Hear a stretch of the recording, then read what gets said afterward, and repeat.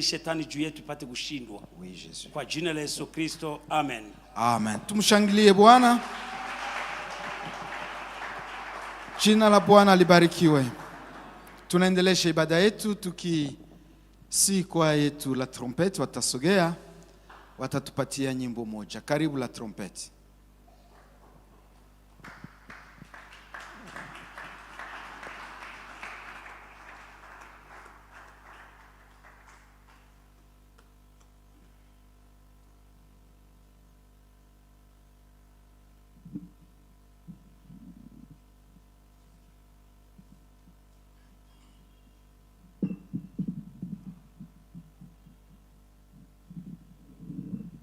Amen, amen.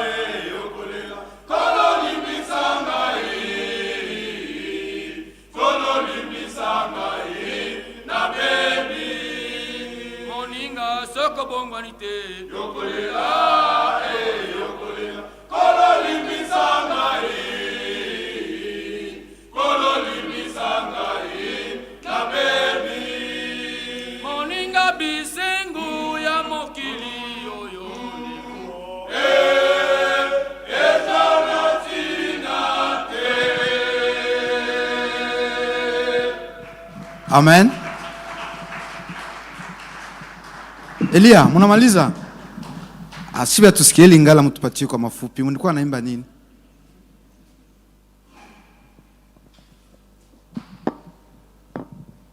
Bwana asifiwe. Tuchapie kwanza Mungu makofi. Amen. La trompete inatoka ubiri na kusema kwamba bia dunia havina faida. Bia dunia vyote vinaangarangara mimi havina faida. Amen. Tutaviacha hapa chini ya jua. Lakini wale wataogopa Mungu, watatembea sawa sawa na maneno ya Mungu, wataingia mbinguni. Tushangilie Bwana. Amen. Amen, amen.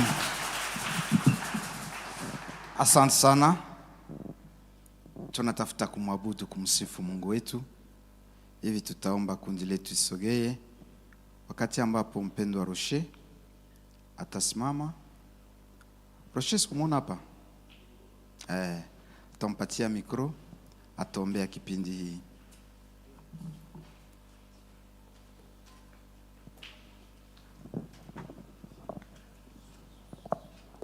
Tutasimama. Éternel notre Dieu, nous te disons merci pour ce beau moment que tu nous accordes dans ta présence. Cette étape où nous voulons te louer et t'adorer. Nous voulons, Père éternel, élever ton nom au milieu de ton peuple. Nous voulons, Père éternel, sentir ta présence au milieu de nous. C'est pourquoi, ô Dieu des armées, je prie que tu prennes en charge ce moment, que toi seul tu te glorifies, éternel Dieu, qu'à travers l'équipe de louange adoration, l'assemblée tout entière se sente emportée dans ta présence et que chacun, éternel Dieu, sente que pendant qu'il est en train de louer, d'adorer, il est en train de te toucher. Et que celui qui est venu malade pendant ces instants, alors que ton trône sera installé au milieu de nous, qu'il se sente libéré de cette maladie au nom de Jésus. Celui qui a des tourments, éternel Dieu, pendant ces moments, qu'il soit apaisé au nom de Jésus. Celui qui est, mon Dieu, mon roi, possédé, qu'il reçoive sa délivrance en ce moment au nom de Jésus-Christ. Sois glorifié notre Dieu, car nous allons glorifier ton nom et nous allons témoigner tes merveilles au nom de Jésus-Christ. Amen. Amen. Haleluya. Amen. Jina la Bwana libarikiwe. Amen. Kwa kweli tunashukuru Mungu mwenye anatupatia hii neema tena kuwa mbele zake siku ya leo. Kama vile waimbaji wetu wa trompete wanasema, mingi balanda bisengo ya mokili batikala maboko pamba. Lakini mie na we bote balifataka ambiance, balifataka loyenge, leo habakuwake tena. Angalia bale baba bakubwa walikuwa mu makartie zetu ba ambianceur, leo habakuwake tena. Lakini kama mie na we tulimfuata Yesu, na anatupa hii uzima, anatuwezesha tena kuwa hapa. Kwa nini tusimusifu ule Mungu? Kwa nini tusimuinue ule Mungu? Na kusi tena kushangilie. Maana anastahili sifa, maana anastahili heshima. Haleluya. Amen. Asante Yesu. Amen. Asante kwa kutuokoa. Amen.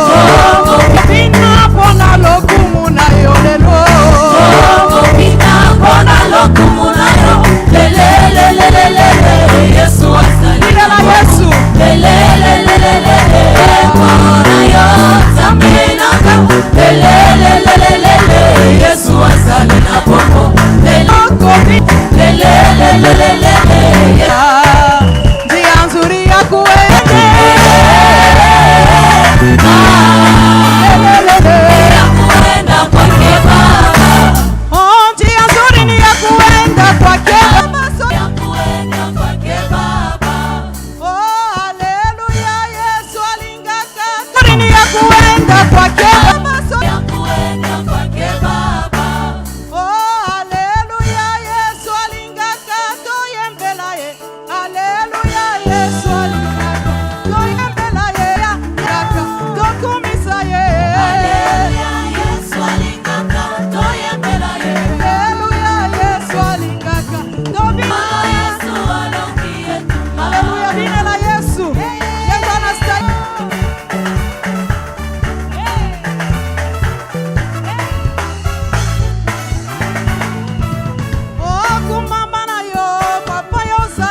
molonge kumama na yo papa yo zali molonge molonge ye ye molonge ye ye yo molonge ye ye molonge oh kumama na yo papa yo zali molonge osa molonge kumama na yo papa ye molonge ye molonge ye oh kumama na yo papa yo zali molonge kumama na yo papa yo zali molonge yo molonge ye ye molonge ye ye yo molonge ye ye molonge oh kumama na yo papa yo zali molonge osa molonge kumama na yo papa yo zali molonge molonge ye molonge ye molonge ye molonge ye oh baye baluka mabala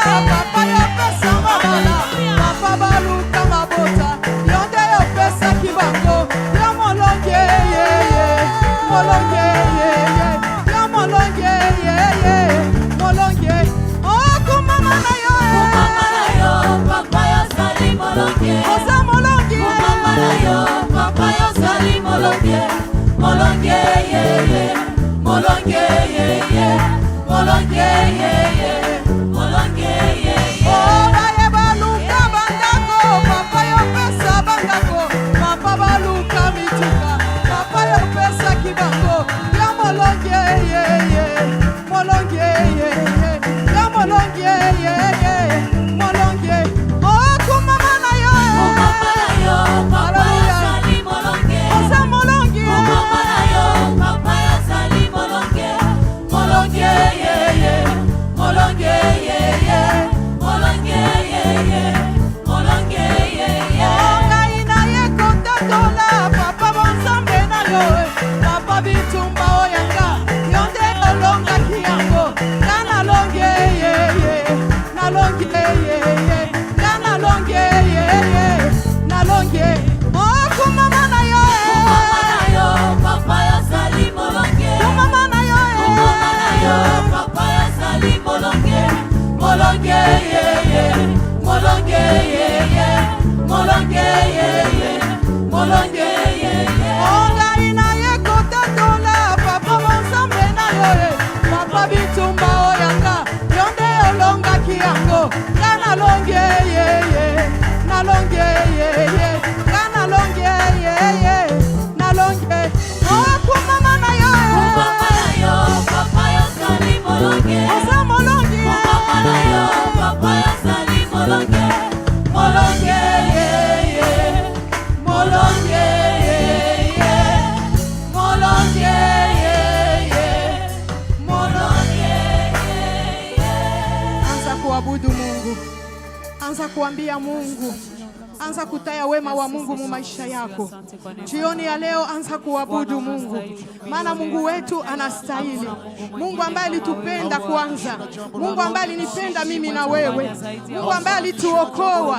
Kama tumeitwa watoto wa Mungu ni kwa sababu Mungu ametuneemisha, na tena kukua hapa jioni ya leo ni kwa sababu Mungu ameruhusu. Mbona kuna wengi wametoweka, mbona kuna wale ni wagonjwa, lakini mimi na wewe Mungu ametupa tena hii neema ya kufika tena hii wiki, kuanza hii wiki ya leo upresence yake. Kwa nini Baba nisiseme asante? Nasema asante Yesu kwa neema ya wokovu, asante kwa upendo wako ambao hauna mipaka, asante kwa matendo yako ambao ni makubwa. Yesu Kristo uko mwaminifu, Yesu Kristo uko wa ajabu. Wewe ndio umetupa hii neema kuwa tena mwekalu lako jioni ya leo. Ndio maana tunaleta maneno ya shukrani, ndio maana tunakuja kusema uinuliwe. Nani angelituokoa? Nani angelitupenda? Nani angelitutendea isingelikuwa neema yako? Asante Bwana. Sifa ni zako, utukufu ni wako milele na milele. Yesu, yeye umetenda ni makubwa kwetu. Asante kwa neema na rehema zako. Wastahili Yesu, unastahili, hakuna kama wewe Bwana. Nani yako kani nayo? Oh, nani ako kani nayo?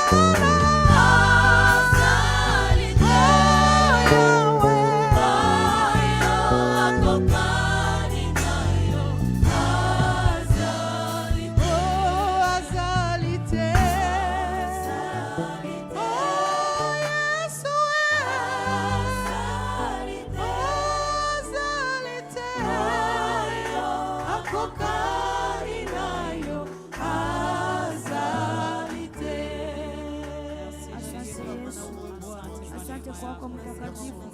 Asante Yesu. Nani aliye kama na wewe mtakatifu? Nani aliye kama na wewe Yesu? Uko Mungu juu ya miungu yote. Ni Mungu juu ya miungu yote. Ni Mungu juu ya kila kitu. Asante Bwana. Mungu mwenye nguvu zote. Mungu mwenye mamlaka zote. Hakuna aliye kama na wewe mtakatifu. Hakuna aliye kama na wewe Jehova. Pokea sifa kwa jina mtakatifu. Haleluya. Amen. Basi asante Lwado, tunakwenda kumshangilia Bwana. Na kwa hiyo tunamkaribisha mzee Pastor Lamek kukaribisha mkutano na kuanzisha ibada yetu ama semina yetu ya wiki. Karibu. Jina la Bwana libarikiwe. Jina la Bwana na libarikiwe. Tunamshukuru Mungu. Siku hii ambao tulipanga, Mungu ameruhusu mimi na wewe tuwepo hapa. Jina lake libarikiwe sana. Na ninaamini kuna mambo makubwa Mungu atakwenda kufanya wiki hii katika kanisa hili. Acha tumkaribishe kwanza mtumishi ambaye atahudumia siku zote 3, siku 4, siku 5 hadi siku ya Jumapili. Na esi mwingine Pastor Munongo Stefan ambaye namuomba shimame. Karibu sana papa. Karibu sana. Safari ndefu, tulingoja kwa maombi, na kama unafika tunasema Mungu apewe sifa sana. Haleluya. Shujaa wa Mungu. Mambo mengine mchungaji atasema apre. Karibu mchungaji, kala chini. Kama katika mkutano kuna kuwa mgeni ambaye ni mara ya kwanza kuingia, naye shimami tumkaribishe. Kutoka kanisa lingine? Hakuna? Karibu pale papa, na Mungu akubariki sana. Karibu na sisi magharibi ya leo. Basi acha tuseme karibu kwa nyinyi nyote, na Mungu awabariki. Amen.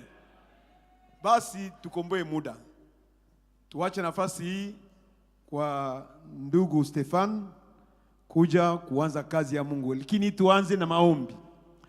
Mungu Baba yetu wa mbinguni, tuna moyo wa shukrani kwa matendo ya ajabu umefanya. Kuwepo kwetu hapa jioni ya leo ni miongoni mwa miujiza ambayo unaifanya katika maisha ya mwanadamu kila wakati na kila dakika. Kwa maana siku zetu zinahesabika, tena ni chache hapa chini ya jua. Na wakati unatupatia mlango mzuri kama na huu, Mungu tunasema asante. Tumeomba kwa ajili ya siku hii, na kama umeipatia kwa kanisa lako, Mungu tunakuinua na kumwombea mtumishi ambaye baada ya safari ndefu umeruhusu awe pamoja na sisi. Acha muda huu Bwana, atakaposhimama utukufu wa mbingu umzunguke. Kazi atakaifanya Bwana uifanye ndani yake. Mzigo uliompatia Roho Mtakatifu aendelee kumtumikisha hata autue kwa ujasiri na nguvu za kiroho. Neema yako itulie katika mkutano wetu magharibi ya leo. Baba, acha tushangilie presence yako na kumkaribisha mtumishi katika jina la Yesu Bwana wetu na Mwokozi. Amen. Karibu papa. Bwana Yesu asifiwe. Bwana Yesu asifiwe. Nataka tufanye kitu kimoja magharibi ya leo. Nataka usimame kwenye uko, usalimie batu 6, batu 7, ubambie hivi: Mungu hana haya kuitwa Mungu wako. Salimia batu 7, batu 10 unapenda. Mungu hana haya kuitwa Mungu wako. Si mara ya kwanza unitoa katika magumu, nina ushuhuda zaidi ya moja, we ni mwaminifu. Nina historia maalumu, we ni chemchemu, si mara ya kwa imba imba. Yesu we, imi na wewe sitaogopa kamwe. Yesu wanishika mkono, wautuliza moyo wangu, sina mashaka, wanibeba mbongo, vigelegele, waweza tu maneno la uzima, nibadilishe yote. Yesu hata usiyafanye haya yote bado, waweza tu maneno, Yesu ya uzima, nibadilishe yote. Hata usiyafanye Baba, Yesu, Yesu, vigelegele, nina siri naye, na siri naye Yesu, yanifanya niwe jasiri kwa amani. Haleluya, niwe Baba, Yesu,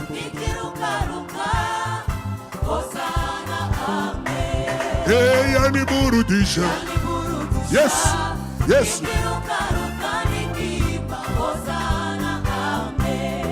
nina siri naye, haleluya, Yesu, niwe jasiri kwa amani.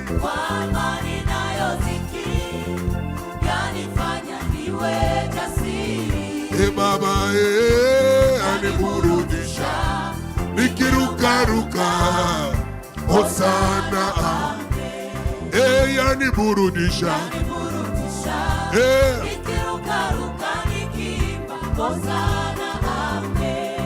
nina siri naye, haleluya, yanifanya jasiri kwa amani.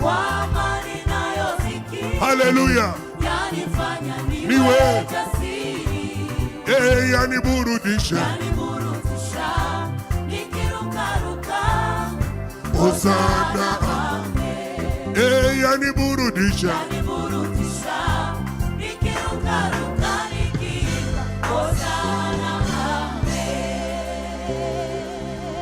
natangaza magharibi ya leo, Mungu aone haya kuitwa Mungu wako. Sema amena zaidi. Mungu aone haya kuitwa Mungu wako. Shangilia kwa makofi.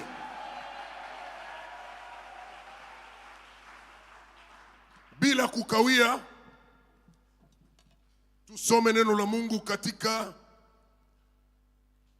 Injili kama ilivyoandikwa na Yohana, sura yake 6 mstari wa 48 na 50 mpaka 58. Injili kama ilivyoandikwa na Yohana, sura 6 48 mpaka 58, na kisha tunamalizia na Ufunuo wa Yohana sura 12 mstari wa 10 mpaka 11. Kama kuna yule amepata tusomee. Kama kuma iko tayari tusomee. Yohana sura 6 mstari wake wa 48 mpaka 58. Tutasoma katika Kifaransa kwa jina la Yesu. Je suis le pain de vie. Vos pères ont mangé la manne dans le désert et ils sont morts. C'est ici le pain qui descend du ciel, afin que celui qui en mange ne meure point. Je suis le pain vivant qui est descendu du ciel. Si quelqu'un mange de ce pain, il vivra éternellement. Et le pain que je donnerai, c'est ma chair, que je donnerai pour la vie du monde. Là-dessus, les Juifs disputaient entre eux, disant: comment peut-il nous donner sa chair à manger? Jésus leur dit, en vérité, je vous le dis, si vous ne mangez pas la chair du Fils de l'homme, et si vous ne buvez pas son sang, vous n'avez point la vie en vous-même. Celui qui mange ma chair et qui boit mon sang a la vie éternelle, et je le ressusciterai au dernier jour. Car ma chair est vraiment une nourriture, et mon sang est vraiment un breuvage. Celui qui mange ma chair et qui boit mon sang demeure en moi, et je demeure en lui. Comme le Père qui est vivant m'a envoyé, et que je vis par le Père, ainsi celui qui me mange vivra par moi. C'est ici le pain qui est descendu du ciel. Il n'en est pas comme vos pères ont mangé la manne et qui sont morts. Amen. Celui qui mange ce pain vivra éternellement. Amen. Ufunuo Apocalypse chapitre 12 verset 10 à 11. Apocalypse chapitre 12 verset 10 à 11. Apocalypse chapitre 12 verset 10 à 11 inasema.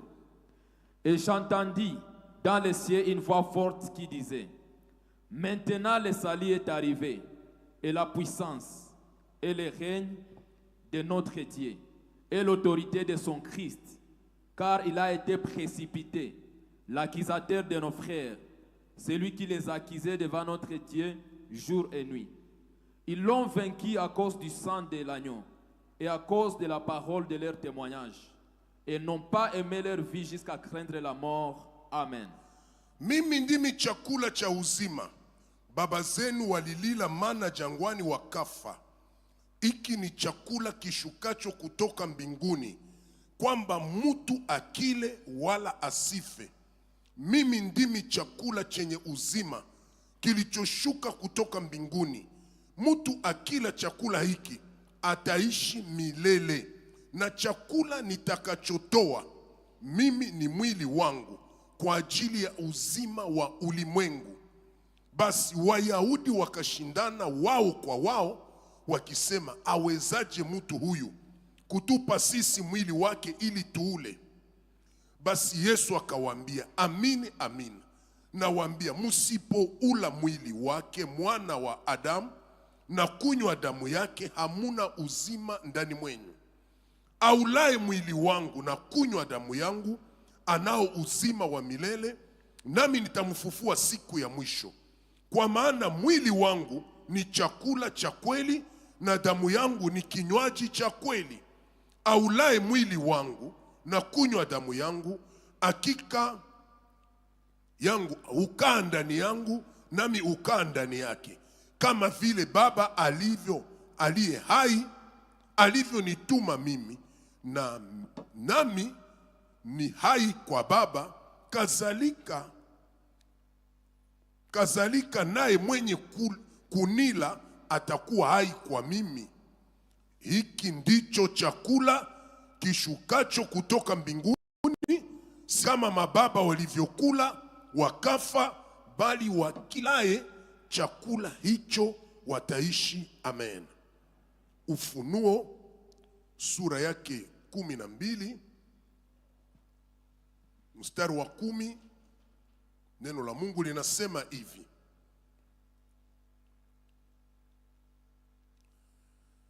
nikasikia sauti kuu mbinguni ikisema, sasa kumekuwa wokovu na nguvu na ufalme wa Mungu wetu na mamlaka ya Kristo wake, kwa maana ametupwa chini mshitaki wa ndugu zetu, yeye awashitakie mbele za Mungu wetu mchana na usiku. Nao wakamshinda kwa damu ya mwana kondoo na kwa neno la ushuhuda wao, ambalo hawakupenda maisha yao hata kufa. Sifa kwa Bwana. Nilikuwa nasema mnakaribishwa nyote katika jina la Yesu. Nashukuru kwa maombi yote kanisa mmeniombea. Nashukuru mchungaji na baraza lote. Asante kwa maombi. Nimeanza njia tangia jana kutokea pale Zimbabwe, na Mungu amenisaidia nimefika. Nashukuru kuwaona tena na kuwa nyumbani. Mungu awabariki. Hii juma tuko na somo linasema umuhimu wa neno la Mungu. Lakini mwa hii kiingilio ya kwanza ya leo tutasema juu ya kitu banaita nguvu ya damu ya Yesu. Nisalimie mwenzako, mwambia nguvu ya damu ya Yesu.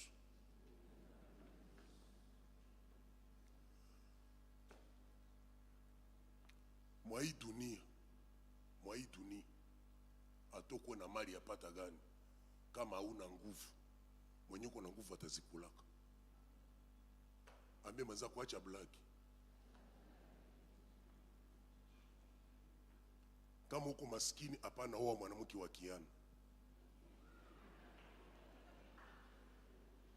Mimi nakuibia ile secret mbele wakati. Oa wako wa kipofu wala mwenye ana migulu akona matakuzi kwa hai. Me ukipima tu kuoa mwanamke wa kiana na una nguvu peti. Unamuoea bebiko na nguvu na stress itakuwa tu bure. Stress itakuwa bure. Hii dunia ni dunia yenye biko na nguvu. Ile uyandiki. Hii dunia ni dunia yenye biko na nguvu, juu na mwenye aliumbaka ni wa nguvu. Malumba hii dunia ni wa nguvu, na akapresize ke kila mwanapashi kwa mwa hii dunia napashi kuwa wa nguvu.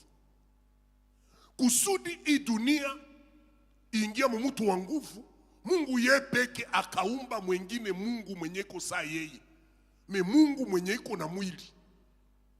Akamwambia weye, mimi nakupatia hii dunia, hii na wewe ukuwe Mungu wa hii dunia, mimi nenda bakia mbinguni na ba malaika bangu. Nao baki na mabitika na mabirai na mamuchele na mahembe, uye yenye utaifanya. Hakuna mtu anasema amen. Hakuna mtu anasema amen. Biblia nasema ule mtu hakupoteza birai, hakupoteza makayabo, alipoteza nguvu. Makati anapoteza nguvu, bitu vyote na yeye na bitu vyote vikakuwa chini ya mamlaka ya mwenye iko na nguvu. Mimi nataka mtu mweko na Biblia Fransa some pale. Luc chapitre 11 verset 21 à 22. Luc 11 21 à 22. Chapitre 11 verset 21 à 22 inasema hivi. Lorsqu'un homme fort et bien armé garde sa maison. Soma mzuri. Lorsqu'un homme fort et bien armé garde sa maison. D'abord il est fort. Il est bien armé. Il est fort encore bien armé. Il est fort encore, il est bien armé. Unaona kama kuna kwa vitu mbili. Kwanza iko fort na iko na armement. Banasema sasa ce qu'il possède est en sûreté. Bien iko nabyo biko katika sûreté. Bon, sûreté ni français. Biko katika usalama. Ni kusema kuko kitu unaweza angalia hivi, yo peke na kuambia umeze tu mate meawezi nigusa hapo. Donc binaishia tu mkulambula midomo. Mimi nakwambia peti hii iko intouchable. Unaona shi watu ya kule Sud Kivu bamushi banakuambia ke vibichi ugwere. Mushi akikuuliza bichi ugwere haiko nauliza viatu. Kama uko Murega mushi anakuuliza bichi ugwere unaweza muonesha viatu. Juu Murega kuviatu ni wa kwanza. Sasa barega hapo waliua kama mutu ni vitu. Ndio barega waliua. Ndio barega ni batajiri. Bamushi hapo ni bamaskini. Sasa barega hapo bana kama mutu ni vitu, juu mutu ni vitu. Sasa mushi akikuuliza bichi ugwere haiko na kuuliza vitu. Iko na kuuliza force yenye uko nayo. Unanifuata? Bichi ugwere haiko koti, haiko chemise. Bichi ugwere ni secret yako. Niko natumika kwa SOS Bukavu 1980 combien 1989 ya okoka. Niko natumika kule kwa SOS, balikuwa na engele masomo ya SOS. Nisa nilikuwa boy chauffeur na ule chauffeur alikuwa ananipenda tu, alikuwa anipatia mtu gari sema mimi nenda kuleta mabriki. Sasa buli bumushi bote wakabare wa Mbobero ndio bulikuwa kama unatumika mwele chantier. Sasa mimi niko peti wa Chimbunda, mimi nabupigaka. Sikuma bakapanda mutugari ishakuwa 16 kazi naisha, banapanda mutugari na batu batatoka kule Kan TV biko nenda mudaka lwa migulu. Na mimi ndenda twala majiwe kule ngambo za Mbobero. Banapanda umutugari banasema ni babebe. Balisha panda. Mimi nasema mshuke. Vitu bebe tupunguzie kunja mimi mdaba mwanga. Mimi ile kiburi yangu ya chimbunda kule, mimi naingia mugari mimi na demare na babene, unajua na benaka. Unabene watu sa mabriki. Nikapandisha karoseri nikababene bakashuka.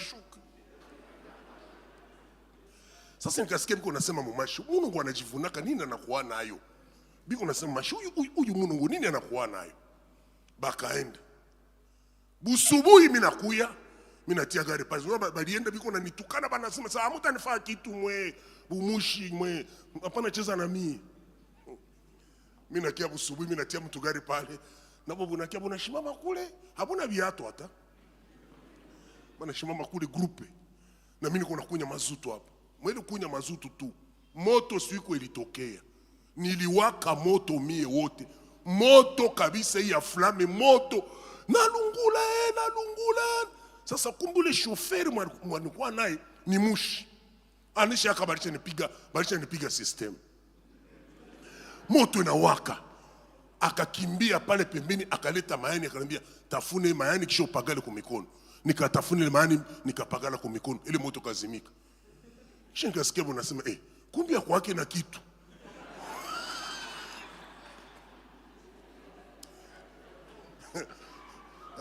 Ile sita isawaka. Shoferi wangu akaniambia usiku na chokoza wako. Unaona bado mushi mnaweza kumalizia maisha masekondi. Niulizie mwenzako nini uko nayo? Muulize bi uko na nini? Maliza pale.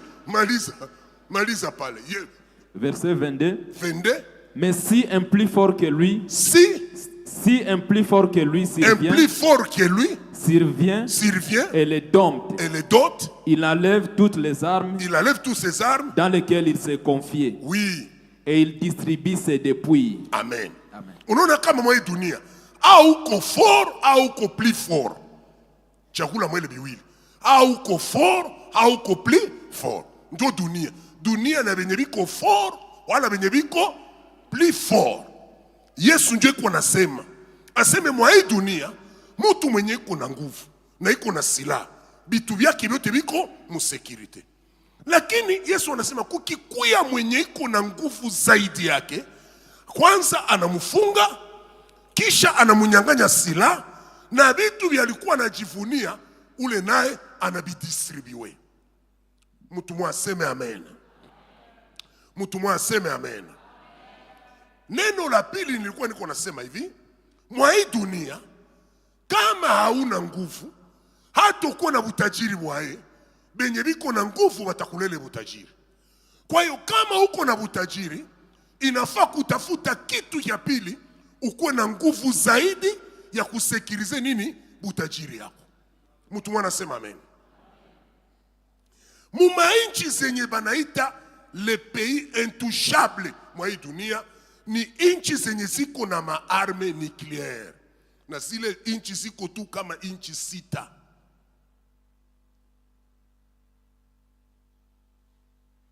Vita yenye kwa hii dunia sai ni inchi yenye iko na arme nucleaire.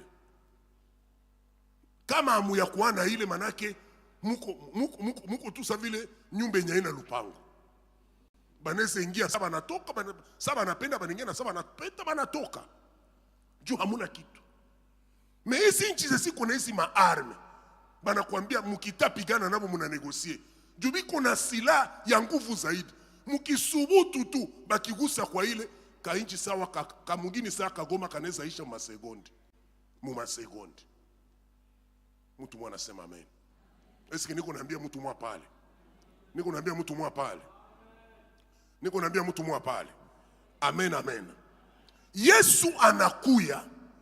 Hapana seme anakuya savile mwenye anafata information kwa radio. Anakuya ko bien informé.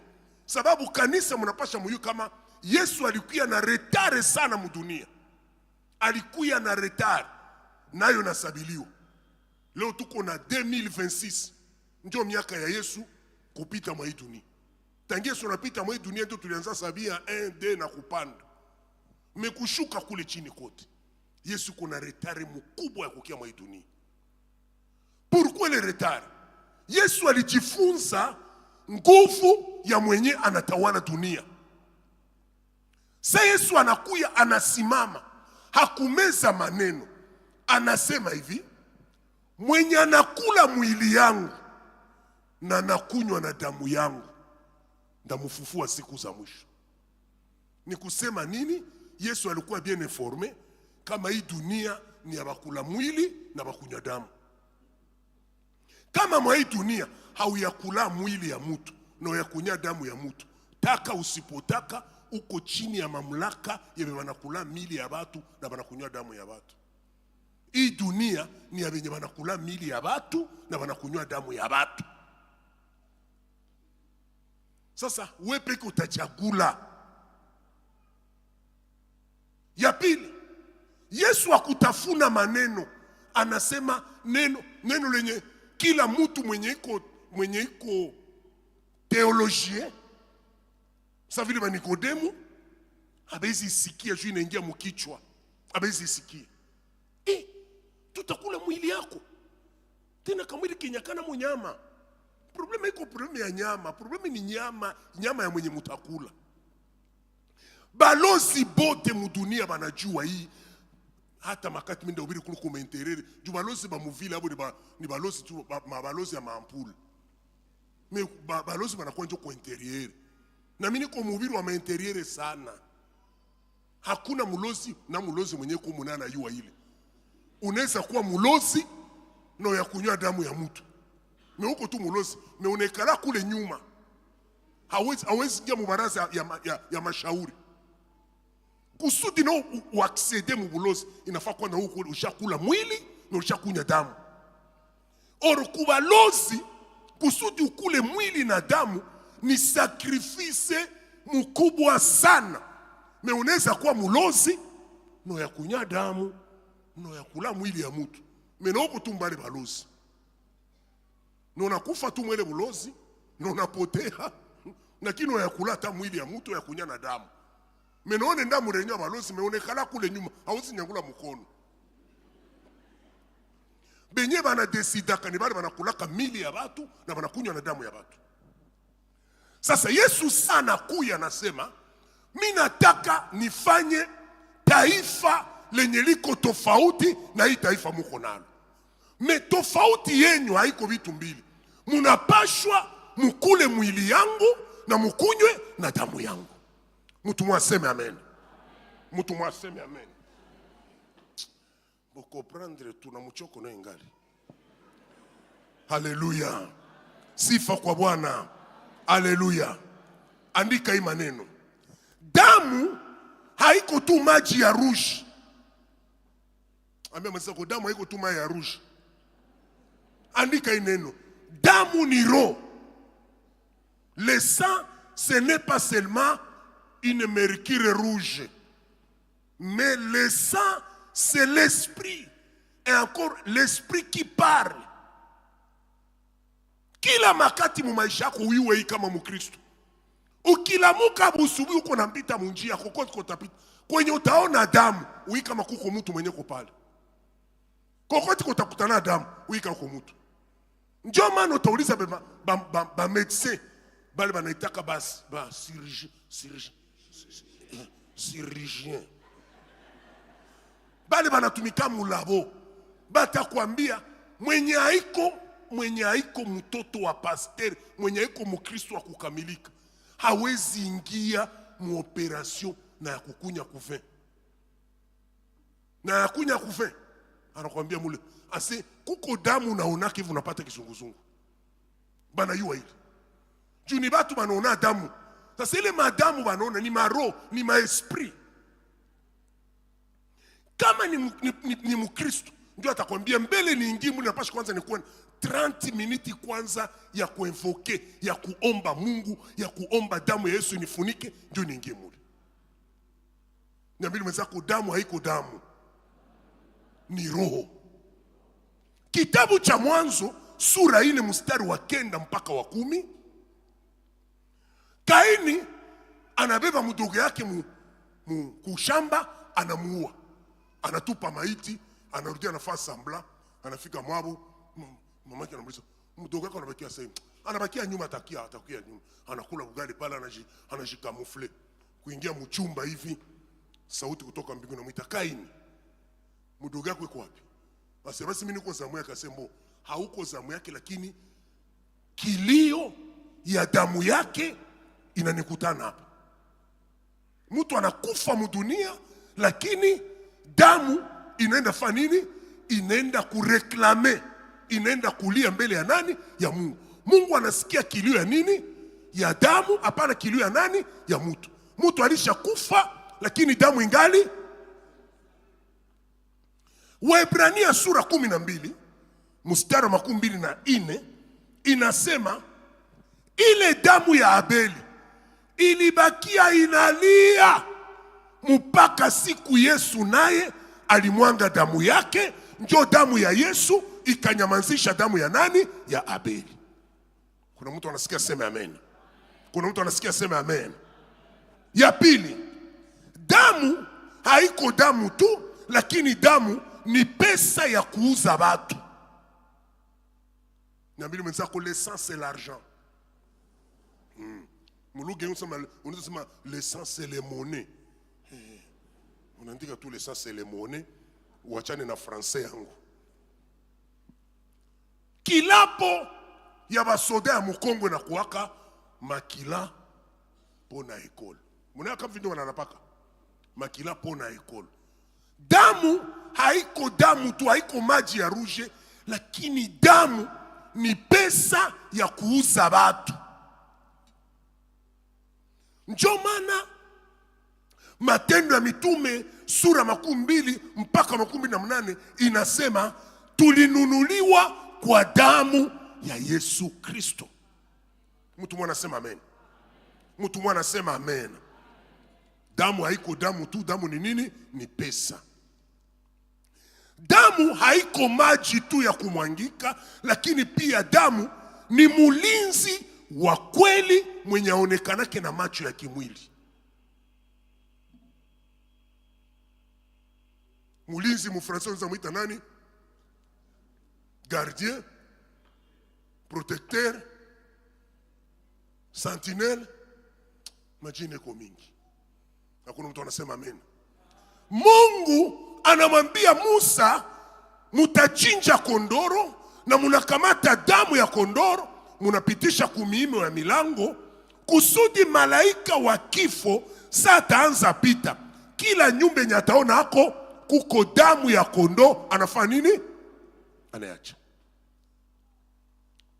Kitabu cha Kutoka sura 29 mstari 20 mpaka 21, Mungu anamwambia Musa, uambie Aruni na watoto yake, mbele baingie mukazi, unapasha kamata damu ya kondo, unabapagala kulisikio ya droite, kumukono ya droite, kukidole ya droite na kukidole ya mugulu ya droite. Inabakia alama ya ulinzi wao.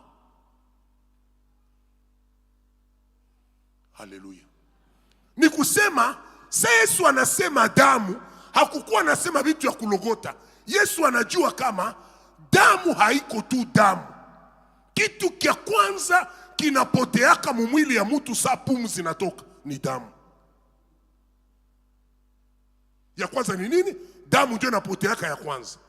Sasa Yesu anajua umuhimu wa damu. Ndio anasema kanisa, kusudi tukue na ushindi mwa hii dunia, tunatakiwa kujua ya kwamba silaha kubwa yenye kanisa tulipewa inaitwa damu ya Yesu.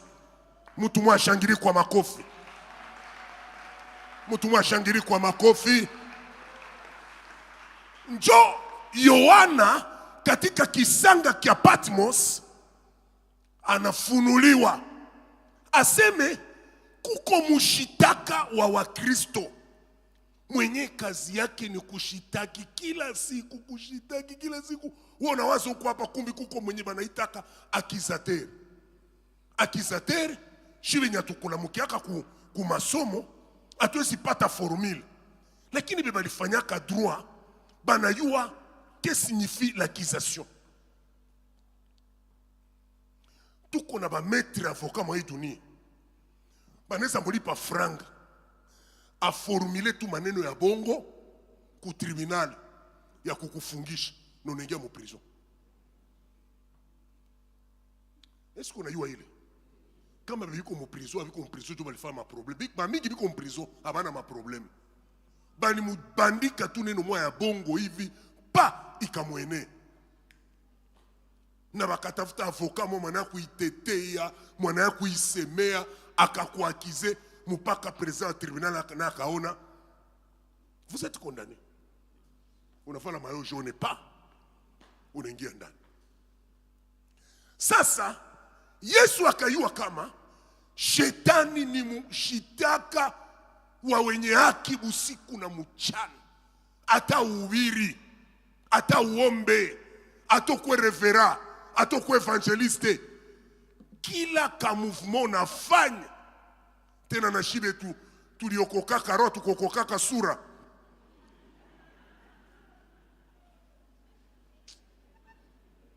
Nilishamwambia kwa mazabao ingekuwa bilitokana na mimi Mungu angeniuliza Mungu hivi mimi nakuokoa unataka nianzie ku nini?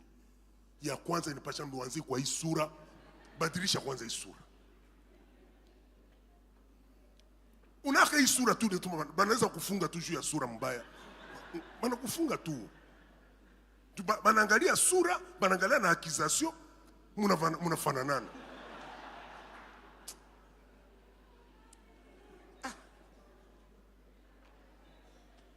Niko na mafoto humu. Bo, akosi kuna. Mimi natokea Zimbabwe petit. Zimbabwe ndio mimi natoka. Mimi sitoke tena Masisi, Zimbabwe ndio mimi nakuia. Ningana nuka anvio. Bana kiana nisindikiza kanisa yote jana mpaka kwa aeroport. Bana kamatiwa mafoto. Hapa bana toka, bana kamatiwa mafoto. Na mimi nashimama tu largeur. Bana kamata. Batu wote na batoto kila mtu anapenda kamatiwa foto na mimi. Chimi ndajitia fasi mwili kuna jiangalia. Biko napigania sura gani hapa? Mimi nakumbuka tu Mungu aliniambia mtu wake sura, mtu anakuwaka. Paulo anasema si mimi naishi bali ni Kristo ndani yangu. Mtu mwa aseme amena. Mtu mwa aseme amena. Haleluya. Ufunuo sura 12 njo kwenye kunatokea mashtaka yetu ya kila siku.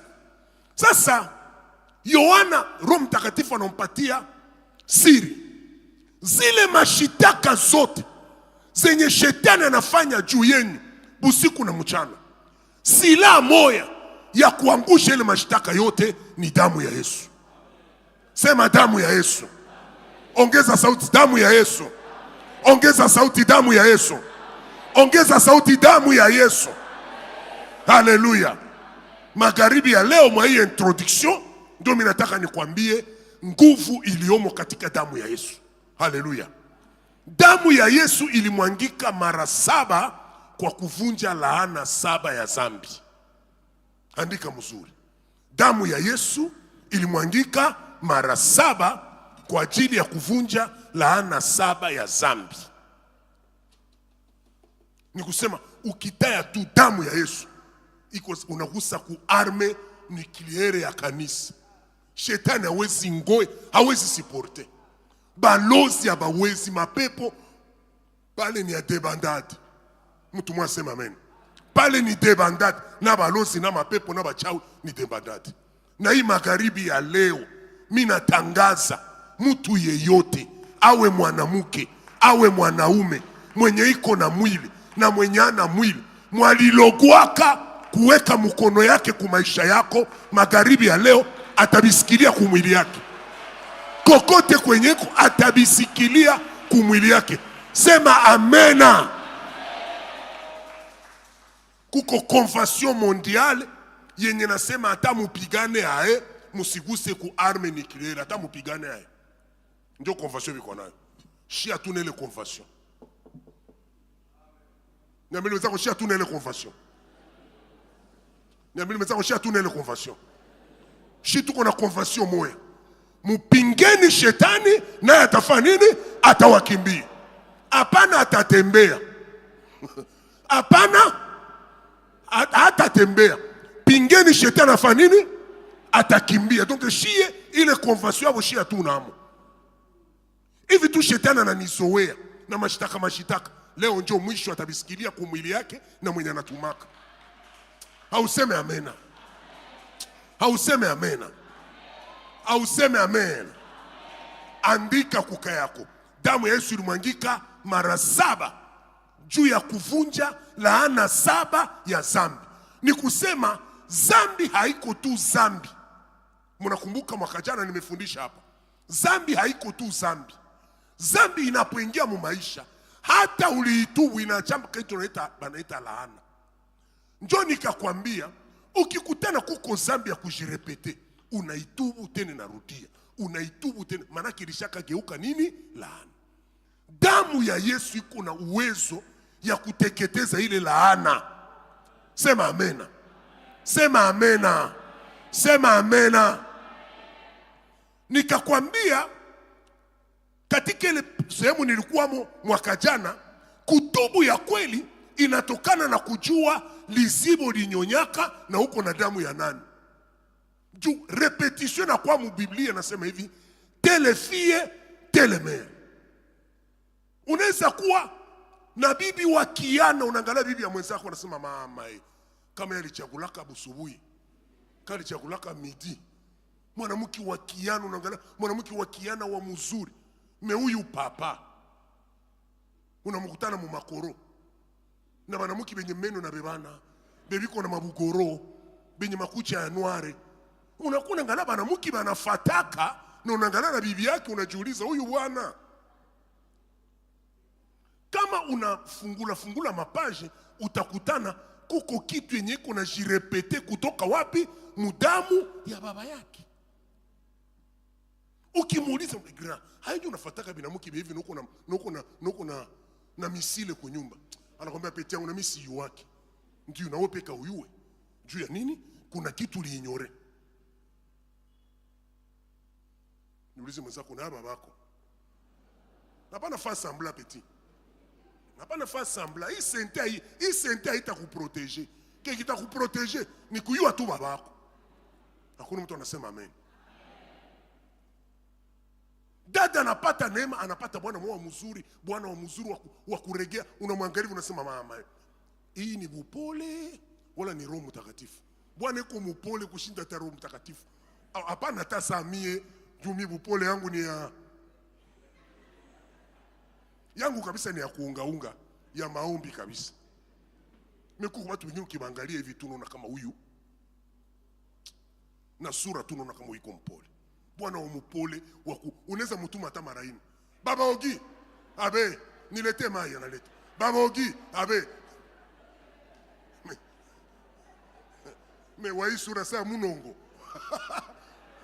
Unaweza nituma mara 2.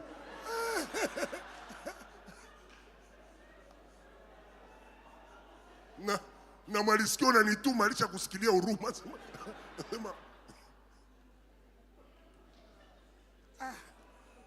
Hakuna mtu anasema amen. Haleluya. Sikia nikwambie. Kama unasikia kucheka. Mimi sio ni Mungu anataka ucheke. Cheka, siko uko na retare gani? Cheka. Na saa kulia yote viko tu humu. Yote ni parti yako. Mtu mmoja aseme amen. Amen, mzako hapa nafaa sambla. Kama ni kucheka tu. Haleluya.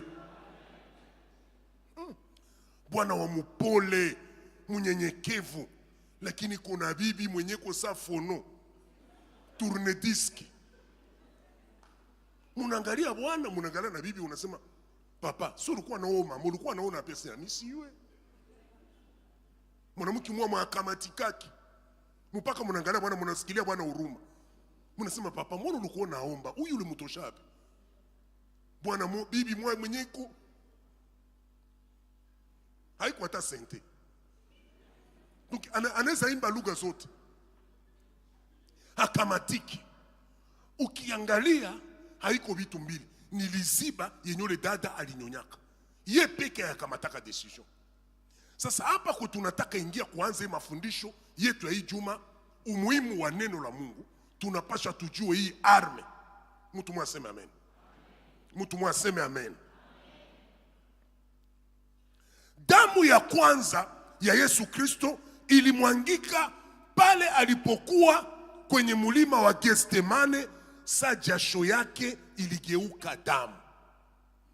Ile jasho ya Yesu iligeuka damu, inavunja laana ya uasi.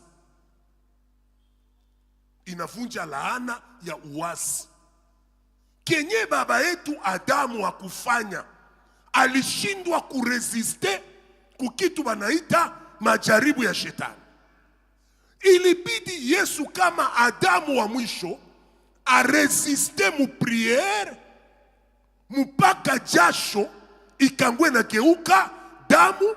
Juu ya nini? Juu ya kuvunja laana ya nini? Ya desobedience. Sema amen. Ukikutana mu maisha yako muko esprit ya desobedience, kila makati kuanguka, kila makati kuasi neno la Mungu, ita damu ya Yesu iteketeze ile laana ya desobedience. Mtu mwana sema amen. Mtu mwana sema amen. Mtu mwana sema amen. Mtu mwana sema amen. Ile desobedience ya Adamu wa kwanza ikakuwa konsekanse mkubwa mpaka siku Yesu alifika, ikabidi naye vile vile Adamu aliasi Mungu katika bustani ya Edeni, ilibidi Yesu naye aende wapi? Mubustani ya Getsemane, afanye front, aresiste kwa ile desobedience mpaka jasho yake kageuka nini? Damu. Mtu mwana sema amen. Mtu mwana sema amen. Mtu mwana sema amen. Damu ya kwanza Yesu ilimwangika ni ile ilimwangika Getsemane, makati jasho yake nageuka damu, juu ya kuvunja laana ya nini? Ya uasi. Mtu mwana sema amen. Mtu mwana sema amen. Damu ya pili ilimwangika. Damu ya pili ilimwangika makati Yesu banamuingiza munyumba ya Herode. Biko banamuongola mandevu na pensi, unabii ya Isaya 50 mstari wa 6 natimilika.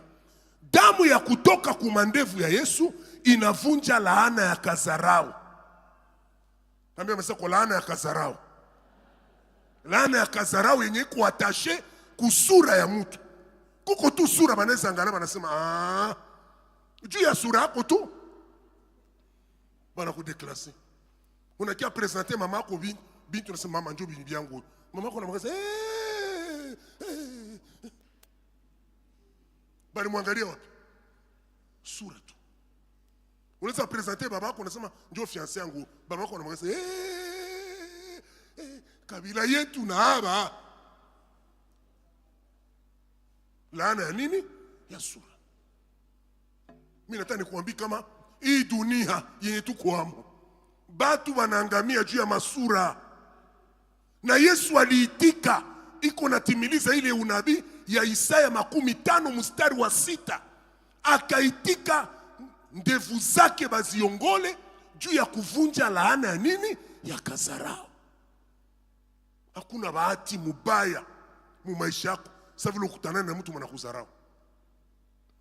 Unakuwa nasikia levimbo na levimbo. Nakosa huko amubeke. Levimbo ni kitu mwana pandaka hivi unasikia na pande na figa.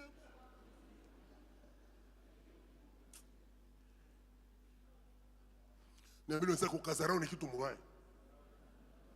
Niambia msako kukazarau ni kitu mubaya.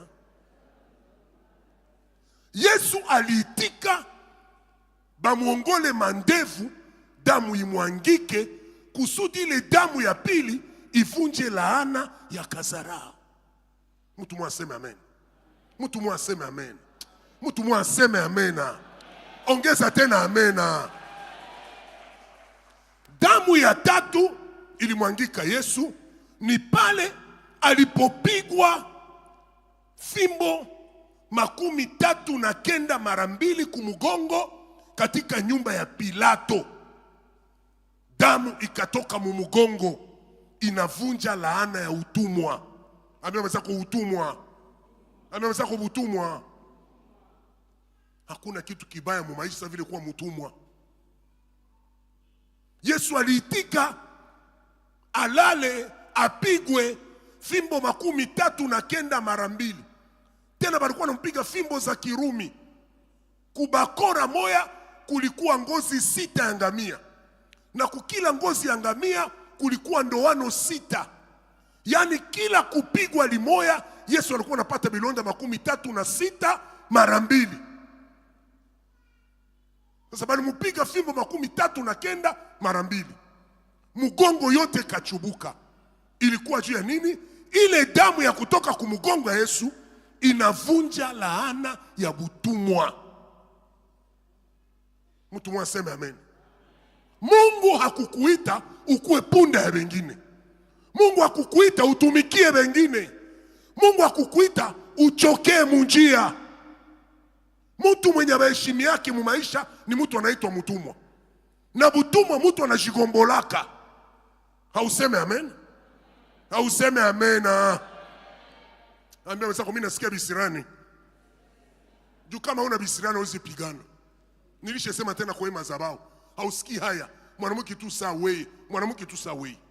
Unaenda zeeka uyatia hata $5,000 mkono. Bwana kuuzi sabuni, auze na mafuta, akupatie na za salo, na rangi anakupatia verni, Bwana ndio anakupatia. Huko mtoto wa nani wewe?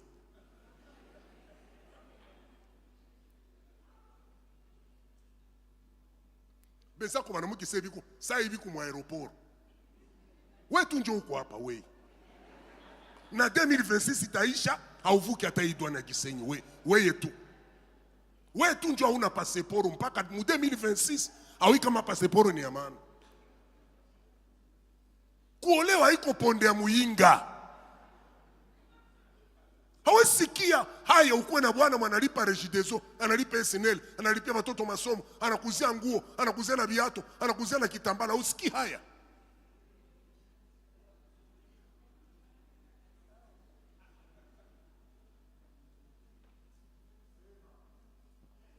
Kisha unataka tala utazala, unataka tala utazalia nini?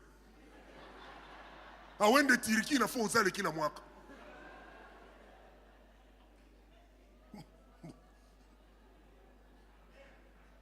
Niulizie unataka tala utazala jua nini? Ukizala watoto wa kidogo na fo uzale 15 wala 18. Juu ya nini?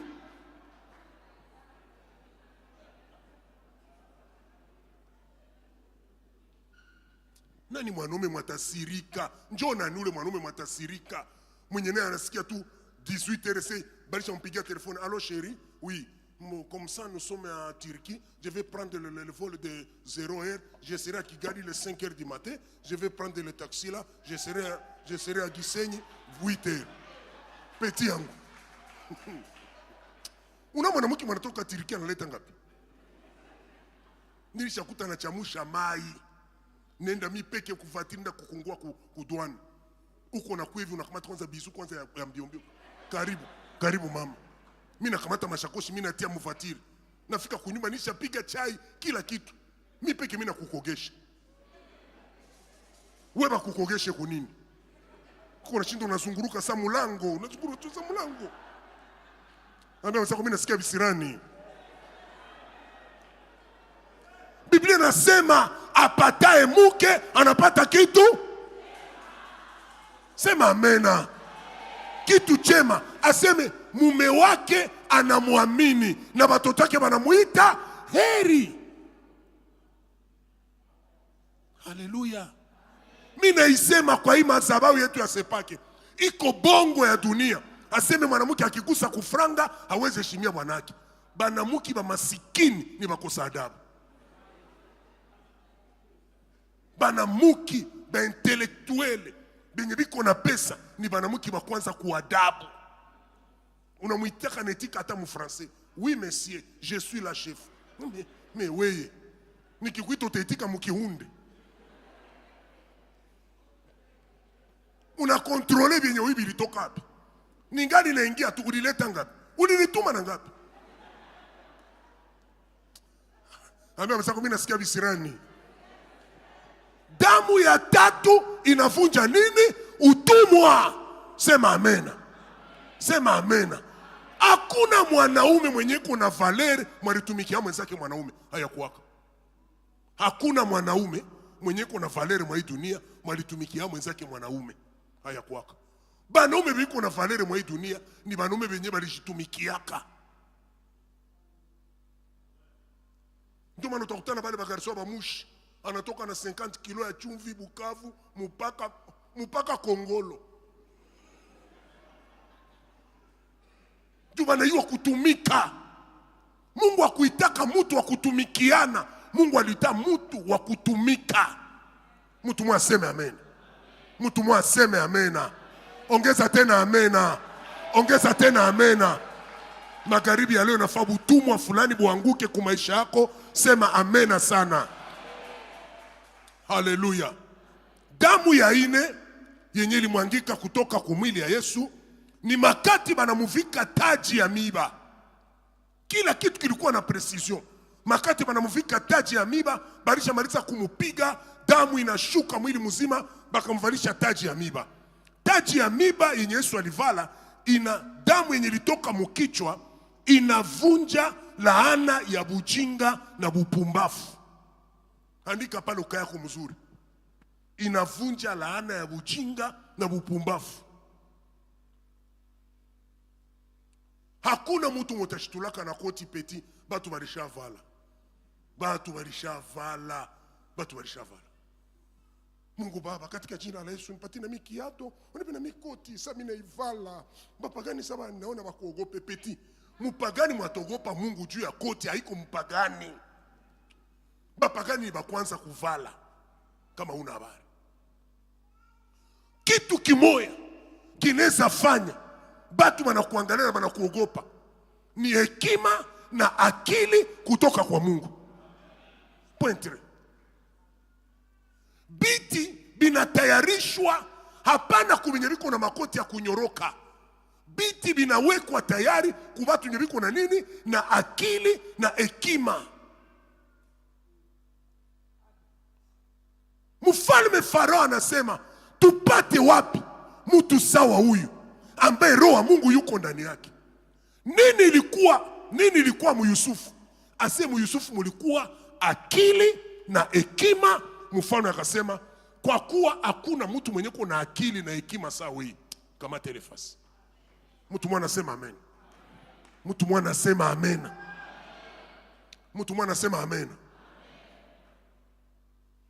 Mimi niko mambo ya full gospel tangia zamani. Kule ku full gospel niko na barafiki walikuwa wananiambia ne cessez jamais de parler votre français. Celui qui te corrige aujourd'hui, il te fait avancer.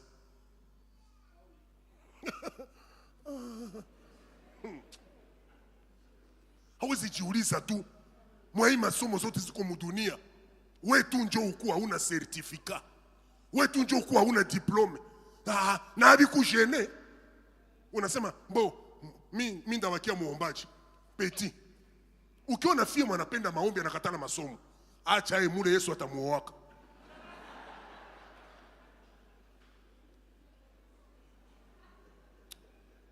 Ambia mzako mimi nasikia visirani ti. Nani walikuambia kama masomo inapinga kiroho? Nani alikuambia hili? Soma fie wangu. Mutu ni ile esprit ya kukudemolarize, ya kusema unaona masomo inatuma mtu anachelewa, masomo inatuma mtu anageuka mpumbafu. We soma. Papa unaongoza chumba maombi. Identification. Ukiona garso mwanapenda chumba maombi anakatana masomo, fukuza yeye mwele chumba. Fukuza, mwambie uende mkanisa. Mwambie nisikuone tena mwa chumba maombi, uende mkanisa. Maombi haikatale masomo. Eske mimi naongea na mtu pale? Damu yenye litoka kutaji ya miba ni juu ya kuvunja laana ya bupumbafu na bujinga. Unakutana mfamie mzima, hakuna mtu ko motive asome. Batu yote banawaza tu kama batakuwa tu kiroho, batakuwa kiroho. Masomo ni ya mapepo, masomo ni hapana. Kukolaana ya kukufanya weye ubaki mjinga.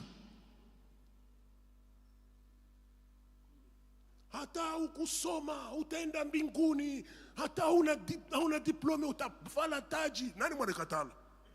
Metaji hazitakuwa sawa. Uko sire taji yako na ya mkwege itakuwa sawa. Uko na waza peti Prix Nobel mutakutana na mbinguni. Sasa wewe utapresente ni ameweza kumina sikia bisirani mpaka saa yangala nasoma. Sasa wewe hapana ishia munjia. Hakuna mtu anasema amen. Haleluya. Damu ya ngapi? Damu ya ine ile. Damu ya tano ni yenye ilitoka Yesu anapoingia kumsalaba, ilitoka mu mikono. Damu ilitoka mu mikono inavunja laana ya bumasikini. Ameweza kumaskini. Ameweza kumaskini.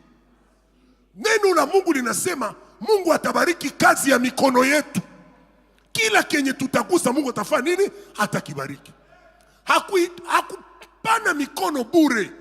Alitika misumari pite mu mikono, juu ile damu inatoka mu mikono Yesu inavunja laana ya bumasikini. Hakuna bahati mubaya mu maisha sababu vile kuishi ku maisha ya kupewa.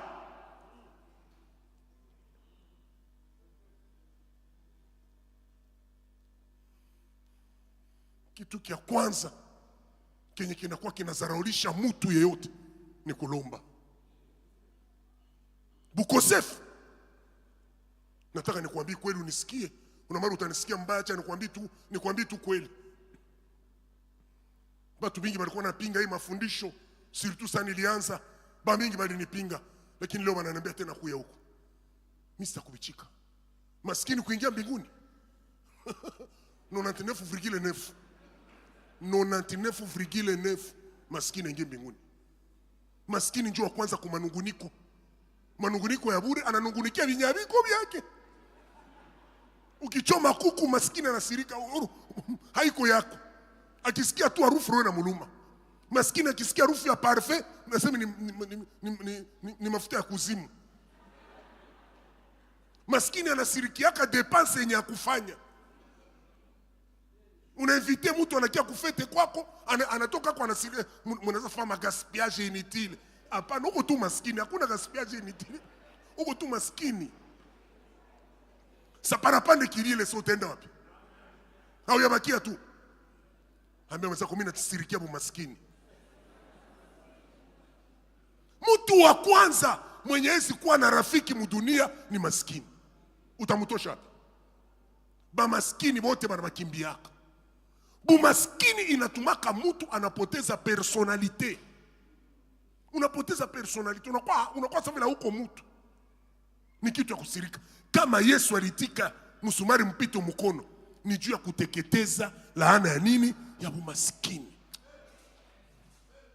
Fanya mkono ya kuume hivi. Sema leo njoo mwisho. Fanya mkono hivi, sema leo njoo mwisho. Hakuna mtu anasema amen. Damu ya sita iliyomwangika kutoka kumsalaba Yesu ni makali Yesu banamupiga misumari mumigulu mbili.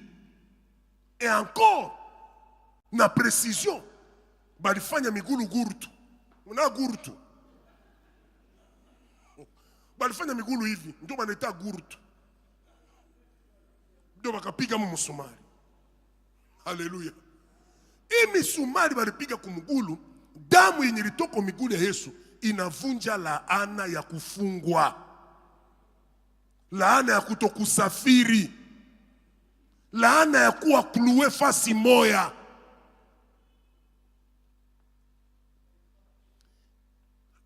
Mwezi tunaingia hamu, njo niko na teme nasema, kama au yajazwa Roho Mtakatifu, unapaswa conjuguer verbe rester au temps présent.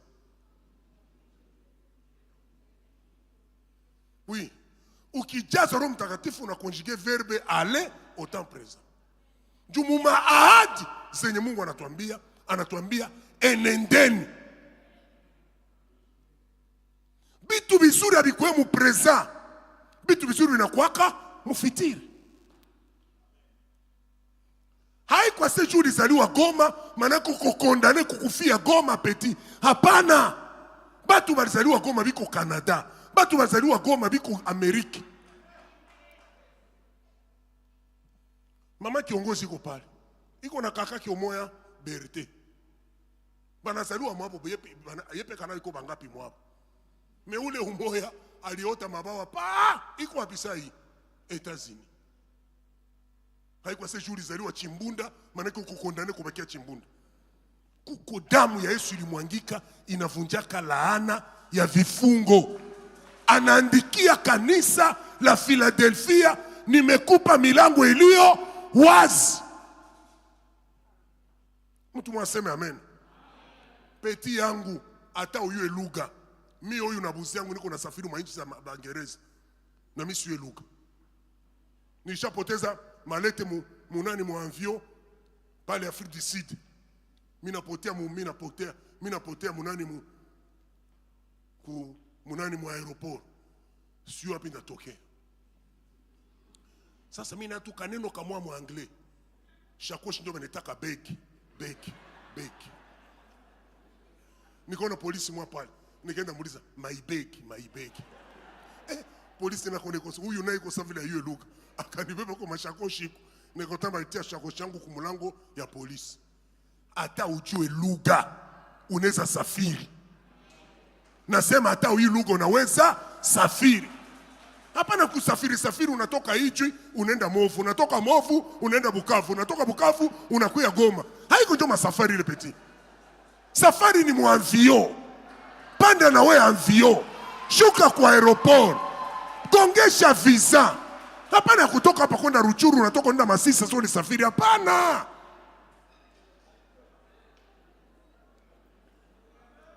Hibu yana yote utemalizia tu mubirere, unazunguruka tu mubirere. Panda nawe muanvio, utakutana na bwana muanvio.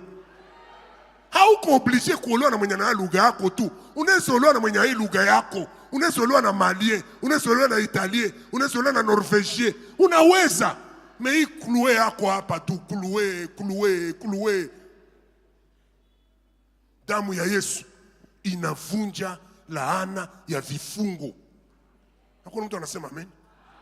Mimi nilikuwa mshimamo musoko wa kubeba mizigo musoko. Mizigo ndio nilikuwa nimebeba musoko. Nilisha kusenke mekole primaire. Siyue kitu ingine nyuma ya kubeba mizigo siyue. Ukiangalia vyangu mimi naandikaka utazana kwa sini kuku ndio naandikaka. Mepeti niko ma voyage. Hivi mimi natoka hivi unaniona mimi natoka Zimbabwe. Zimbabwe.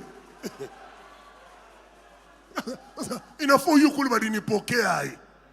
Hakuna vitu mbili, damu ya Yesu inafungulaka milango, inaondoa mabariere, inafungula makufuli. Sema amen mara tatu. Ya mwisho, damu ya Yesu iliyotoka muubavu yake ya kushoto. Muubavu ya kushoto. Damu ya Yesu iliyomangika kutoka muubavu ya kushoto inavunja laana ya magonjwa na utasa. Laana ya ugonjwa na utasa. J'insiste hapa, mnafahamu hiyo hiki tu. Batu wanataka kutudanganya bure. Sasa ukishakuwa tu pasteur msepake, maana utakuwa tu diabetiki. We, papa, munaka primusi inakuwa na sukari ya mingi. Amu ya ile. Mu primusi muko sukari. Jua nini bali baba ma primusi hapa gonjwa ke diabete. Asa shi tukikunya vitalo tunagonjwa diabete.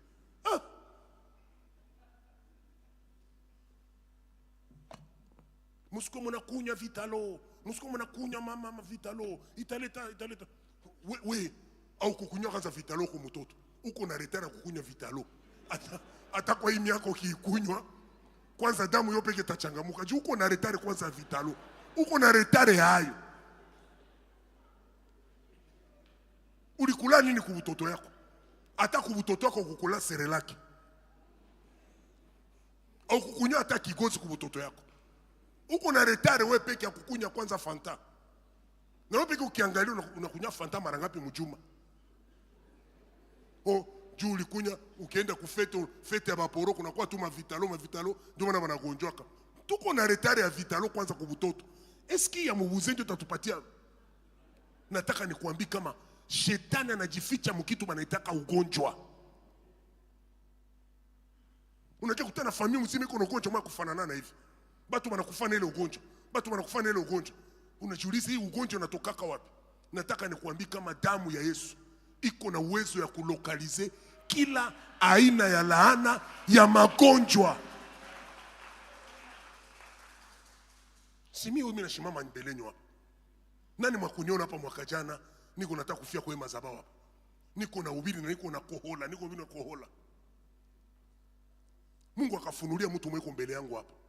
Akamwambia hivi, vile mtumishi wangu anaanza mkutano, wote kana pale uko naomba juma mzima. Kamata vitu, akatoka kwake akialala hapa. Juma mzima niko na ubiri hapa niko naomba. Mwele ile siku ya pili Mungu akafunulia ule mtu. Nikaenda kwa hospitali hapa. Kwa hospitali yetu ya Cheshero hapa. Nikaenda na medicine pale. Ule medicine wetu mwenye ko nani mtaba interniste. Nikamwexplique tu hivi. Akaniambia hivi, pasteur, beba natunza ugonjwa wako, banetunzaka artificiel. Abaya ingiaka mu profondeur ya ugonjwa wako.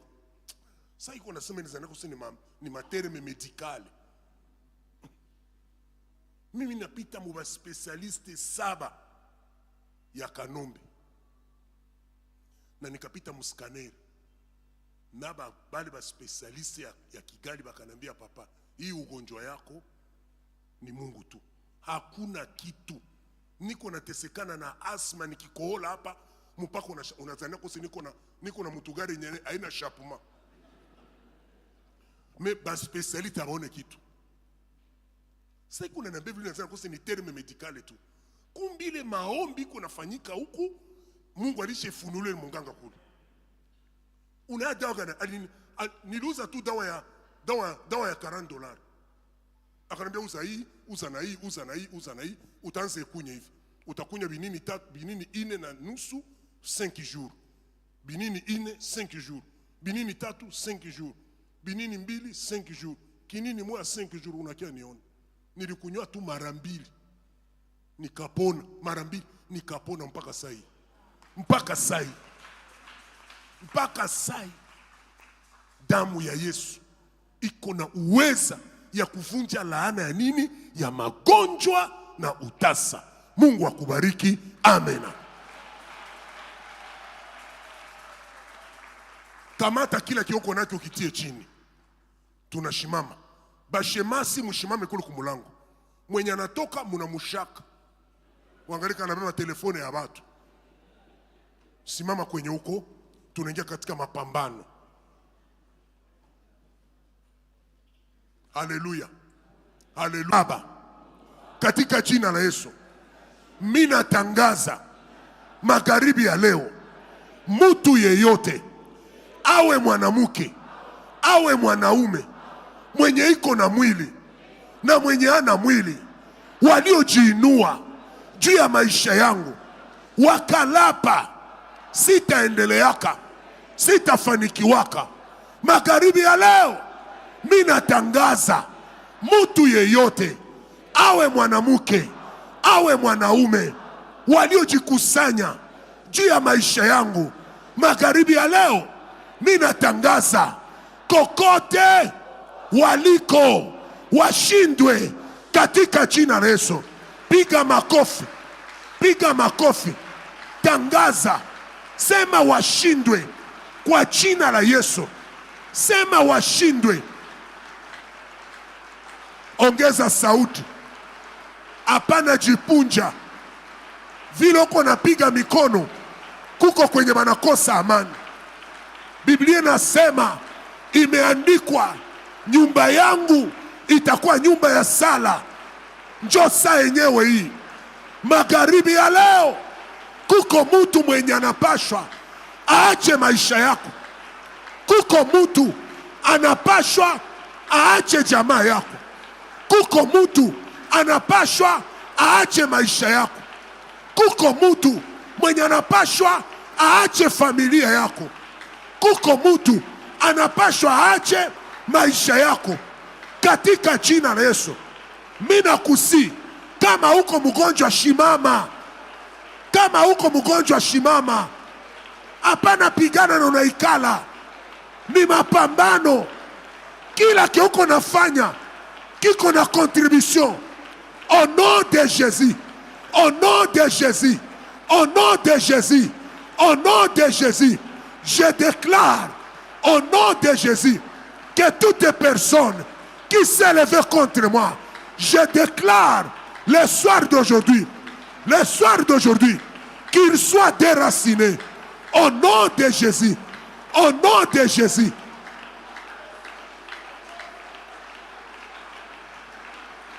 Amen. Amen.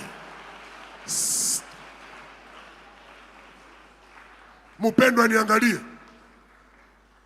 Niangalie. Shi hatuna mipaka. Ndio saa kuutilize arme nucleaire hii. Nyangula mikono miwili juu. Sema, Mungu Baba, kwa damu ya Yesu, magharibi ya leo, mimi natangaza kila aina ya laana iliyo resiste mu maisha yangu, kila aina ya laana iliyokaa mu jamaa yangu, kila aina ya laana iliyoikala mu familia yangu, magharibi ya leo, kwa damu ya Yesu, mimi navunja, mimi nateketeza kila aina ya laana kwa jina la Yesu. Ita damu ya Yesu, kwa damu ya Yesu, kwa damu ya Yesu, navunja laana, laana zote. Piga makofi, fanya movement. Piga makofi, tembea. Piga makofi na uko nafanya movement.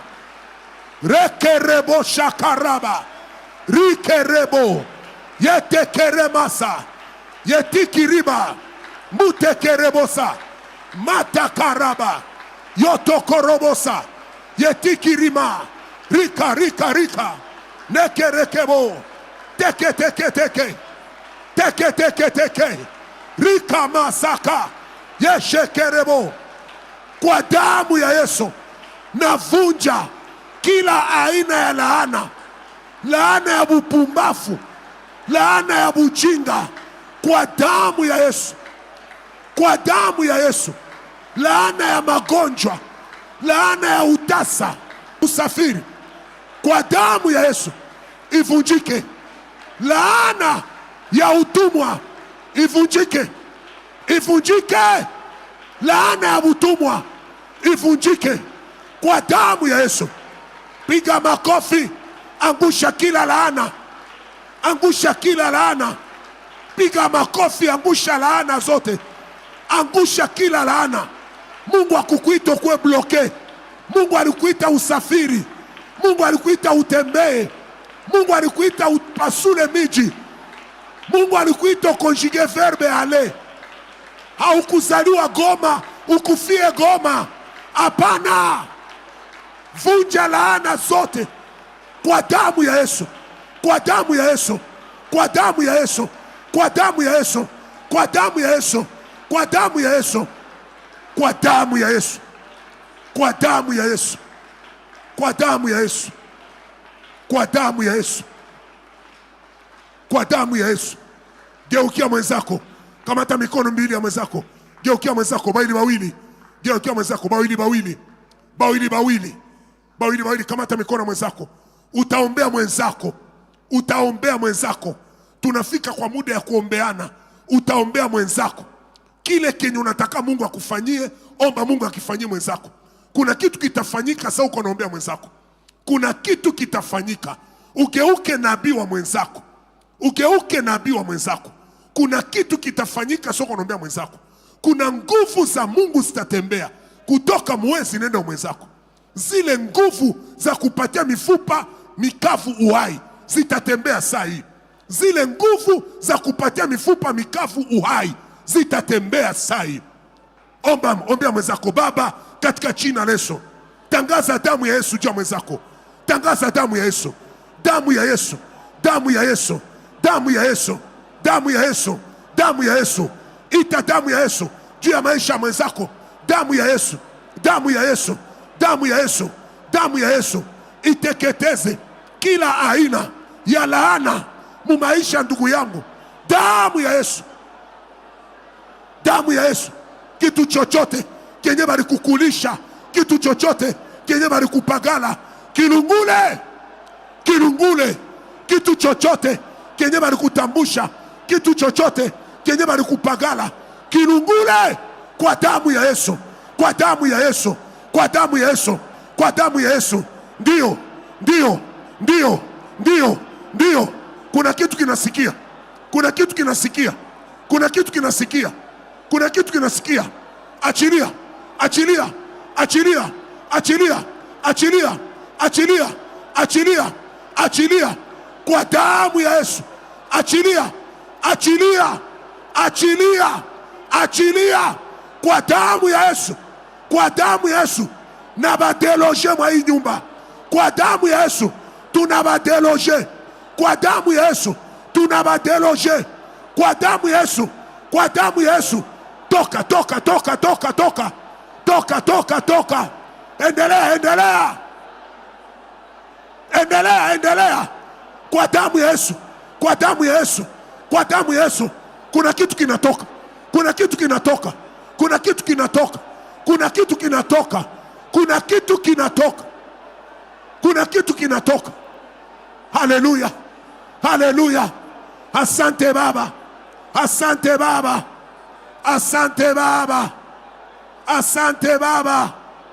Asante Baba. Asante. Asante. Asante. Asante. Asante. Kwa damu ya Yesu. Asante. Kwa damu ya Yesu. Asante. Kwa damu ya Yesu. Damu ya uponyaji. Damu ya uzima. Damu ya ufungulivu. Damu ya ukombozi. Damu ya ukombozi. Damu ya ukombozi.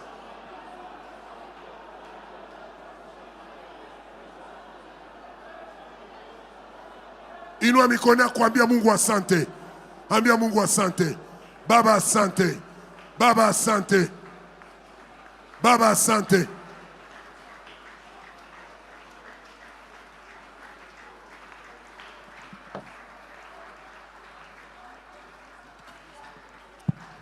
Haleluya.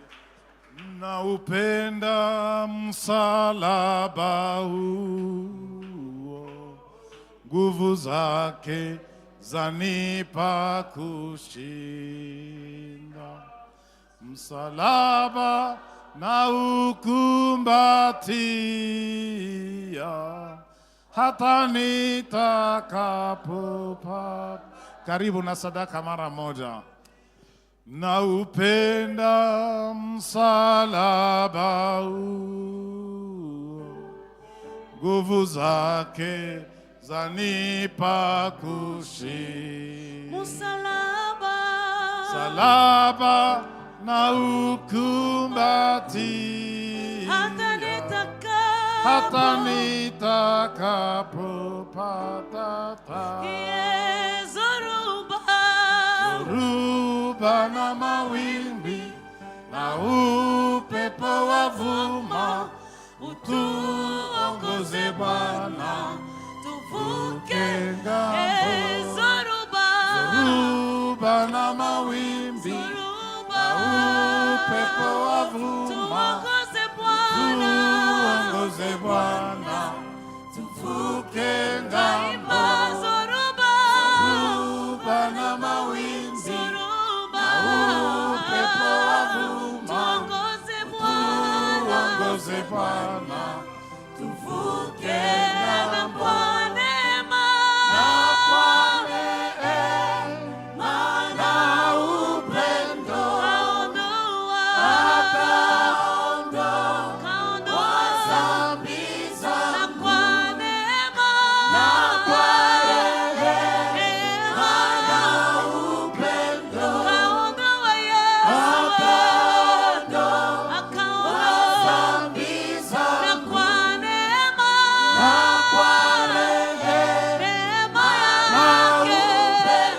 tusimame mara moja.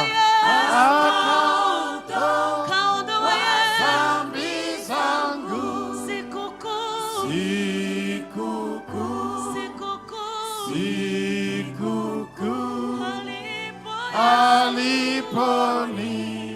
aliponiokoa Yesu. Vigelegele, vigelegele kwa ushindi wa magharibi wa leo. Haleluya. Tunasema asante kwa Pastor Munongo. Kwa kweli gisa aliwaambia ngali ananuka avyo. Jana alikuwa akitumika pale Zimbabwe na akakamata ndege jioni, na leo aliingia, na leo iko ndani ya La Source. Na leo tumeanza bien, na kesho tunaendelea tena très bien. Yani juma ni ya bien, njo excellent wanasemaka. Na kama unaamini ubarikiwe, vigelegele kabisa kwa Bwana. Karibu tena Pastor, na pole na safari, tungali na mengi ya kuongea. Kesho karibu tena saa 9 na muprograme yako jue siku ya 3 tuna maombi tena, na tuko tu na mwalimu wetu kwa programu kama vile tulishakapanga kila mara. Wageni wetu, Mungu awabariki pamoja nasi. Tupashe kwa chapele wenzetu, na leta rafiki yako abarikiwe pia kwa juma hili, kwa siku ya seminari tunayo. Tuombe. Mungu Baba, tunakushukuru kwa baraka tele tumepokea. Asante kwa kazi kubwa umefanya ndani ya maisha yetu, ndani ya jamaa zetu, ndani ya kazi zetu. Asante kwa sababu mambo unayofanya inapita akili ya mwanadamu, kiasi tunaamini ishara zako zinafuatana nasi. Baraka ni nyingi kuwa na mtumishi wako baada ya safari ya injili amefanya. Juma hili tena umupe afya nzuri kiroho, kimwili, hata apate siku nzuri hapa kwetu kwa La Source. Bariki yeyote anayefika, na uendelee kupatia kila mtu okazio nzuri ya kuwa ndani ya uwepo wako juma hili. Sadaka hizi uzitakase na uzibariki, zikubaliwe machoni pako, na kwa njia hii ubariki kila mmoja hapa. Turudi hapo, pendo la Mungu Baba, neema na amani ya Yesu Kristo, na ushirika wa Roho Mtakatifu uwe nasi sote jioni ya leo hata milele. Amen. Wamama, siku ya 6 sorti. Kama bado hujapata tiketi, uone wamama ya komite pale nje. Asante.